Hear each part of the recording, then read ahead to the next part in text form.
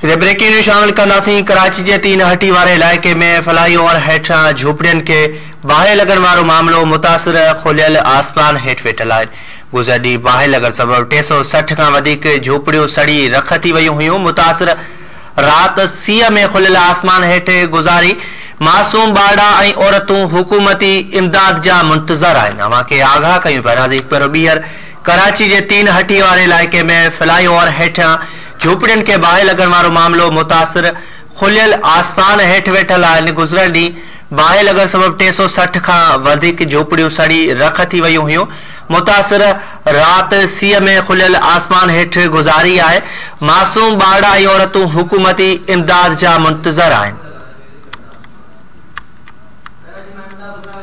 इन हवाले से अपडेट मालूम कंदासीं। असां टेलीफोन लाइन ते मौजूद है कराची में धरती न्यूज़ जो रिपोर्टर इमदाद सुमरा।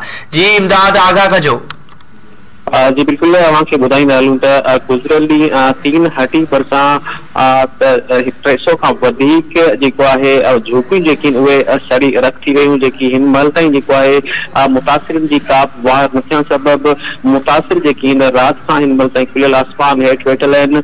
लेकिन हुकूमत पारां तोड़े मुख़्तलिफ़ NGOs पारां उन्हनि जी का वाह न थी सघी आहे, जंहिं सबब मुतासिर जेको आहे राति सीअ में पंहिंजो वक़्तु गुज़ारियो। हिन महिल ताईं मुतासिर जेकी आहिनि उहे इमदादी वाह लाइ जेको ओसियर में वेठल आहिनि, लेकिन हिन महिल ताईं मुतासिरनि जी कंहिं बि मदद न आहे कई। जी वॾी महिरबानी इमदाद सुमरा तफ़सीलनि लाइ।